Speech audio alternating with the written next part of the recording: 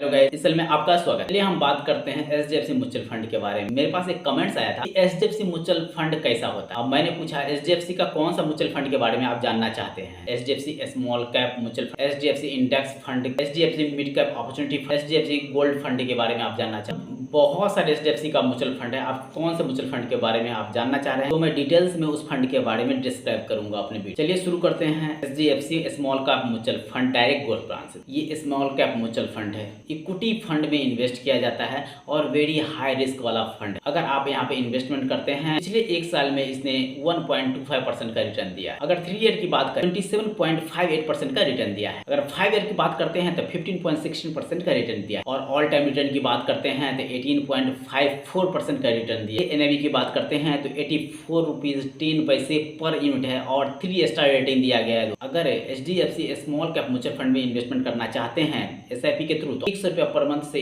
Start कर सकते हैं। अगर आप लमसम के थ्रू इन्वेस्टमेंट करना चाहते हैं तो 1000 रुपया आपको मिनिमम इन्वेस्टमेंट करना पड़ेगा। होल्डिंग की बात करते हैं 66 कंपनी में इन्वेस्टमेंट कर रखा है इसका फंड मैनेजर, जो कि काफ़ी अच्छा रिटर्न दे रहा है। ये फंड 18% मतलब 18% जो भी फंड रिटर्न देता है वो लगभग सही होता है। 18% से अगर कम जो भी फंड रिटर्न देता है उस फंड में हम लोग ऐसे इन्वेस्टमेंट नहीं करेंगे, क्योंकि हो सकता है कि वो फंड 15% पे भी 12% पे भी चला जाए। हमारा जो कैलकुलेशन है, हमें जो एक मोटो लेके चलना है कि 25 साल में या 20 साल में 30 साल में हमारा ऐसे 3 करोड़ 4 करोड़ 5 करोड़ का फंड अगर तैयार करना है, हमें 20 से 30 साल का एक ड्यूरेशन रखना पड़ेगा और उसमें हमें डिसाइड करना पड़ेगा कितना अमाउंट अगर हम इन्वेस्टमेंट करते हैं तो हमारा फंड ऐसे 3 4 5 करोड़ का तैयार हो जाता है। और कम से कम हम जो रिटर्न रखेंगे वो 18% का रखेंगे। 18% से कम रिटर्न वाले म्यूचुअल फंड को अपने पोर्टफोलियो में शामिल नहीं करेंगे। जो 18% से ज़्यादा रिटर्न देगा उसे हम अपने पोर्टफोलियो में रखेंगे। चलिए बात करते हैं नेक्स्ट म्यूचुअल फंड के बारे में, जो एचडीएफसी का कौन सा फंड है। HDFC mid cap opportunity direct growth plan के बारे में दोस्तों बात करेंगे। ये मिड कैप फंड है। यहाँ पे भी इक्विटी में इन्वेस्टमेंट किया जाता है। वेरी हाई रिस्क वाला फंड। अगर 3 ईयर की बात करें तो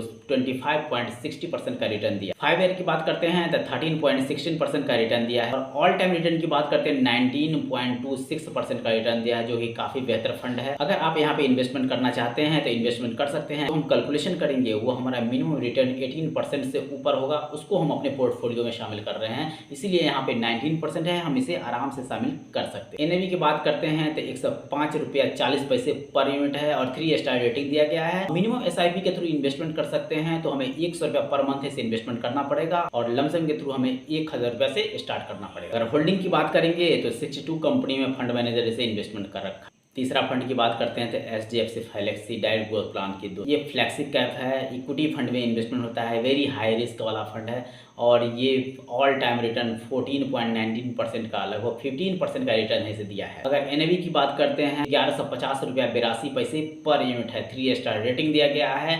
100 रुपया से आप एसआईपी के थ्रू इन्वेस्टमेंट कर सकते हैं। लमसम के थ्रू अगर इन्वेस्टमेंट करना चाहते हैं तो 1000 रुपया आपको इन्वेस्टमेंट करना पड़ेगा।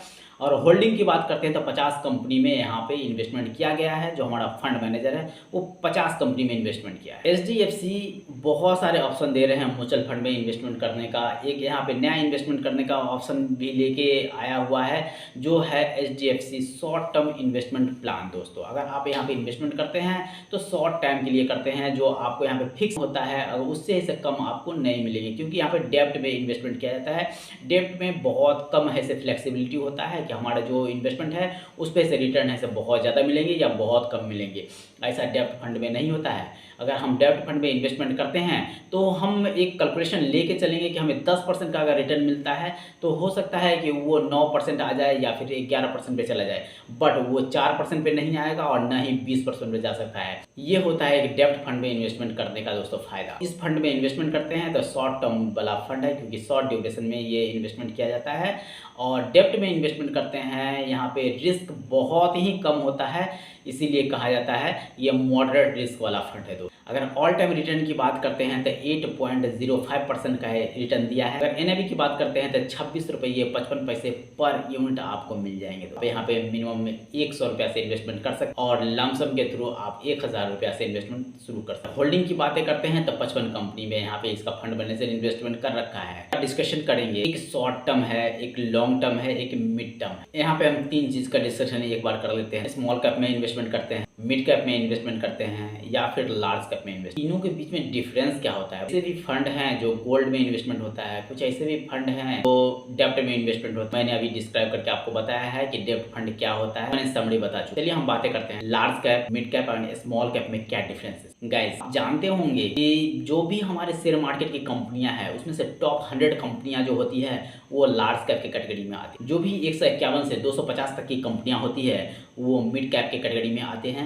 और उसके बाद जो भी कंपनियां आते हैं वो सारे कंपनियां स्मॉल कैप की कैटेगरी में आते हैं। ये सारा पॉइंट बताने का मेरा मतलब एक ही था कि अगर आप लार्ज कैप में इन्वेस्टमेंट करते हैं तो आपके पास सिर्फ 100 कंपनियां हैं जहां पे आप इन्वेस्टमेंट कर सकते हैं। अगर वो 100 कंपनियां लॉस में जा रही है या फिर कम रिटर्न दे रही है तो आपको रिटर्न भी कम मिलेगा। चलिए फिर आता है मिड कैप के ऑप्शन। दोस्तों मिड कैप के पास 150 कंपनियां का ऑप्शन है। अगर आप 150 कंपनी में इन्वेस्टमेंट करते हैं तो वो मिड कैप कहलाता है। दोस्तों मिड कैप में जो 150 कंपनियां आती है, अगर आप उस कंपनी में इन्वेस्टमेंट करते हैं तो हो सकता है कि उसमें से कुछ कंपनियां कम रिटर्न दे, या फिर हो सकता है कि उसमें से कुछ कंपनियां लॉस में जा रही हो, तो आपको उस टाइप से ही कम रिटर्न मिलेगा। आप स्मॉल कैप में इन्वेस्टमेंट करना चाहते हैं तो इसके पास में बहुत सारे ऐसे ऑप्शन हैं दोस्तों। यहाँ पे कम से कम 5-6 हज़ार ऐसी कंपनियां हैं जहाँ पे आप इन्वेस्टमेंट कर सकते हैं डायरेक्ट, या फिर हमारा फंड मैनेजर के थ्रू इन्वेस्टमेंट कर सकते हैं। मतलब डायरेक्ट का मतलब शेयर मार्केट में इन्वेस्टमेंट कर सकते हैं आप, और फंड मैनेजर के थ्रू हम म्यूचुअल फंड में इन्वेस्टमेंट कर सकते हैं। अगर आप स्मॉल कैप में इन्वेस्टमेंट करते हैं